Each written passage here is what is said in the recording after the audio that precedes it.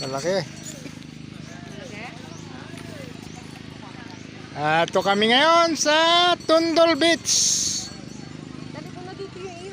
Post Christmas celebration ng aking mga anakis na galing sa Cainta. Ito ang aking first and second apo. Magkasunod kayo, no? Bago si Janjan. Yan. At sila ay mag-iihaw-ihaw na. Yun lang naman eh. Ihaw-ihaw tapos sagap ng sariwang hangin dito sa beach.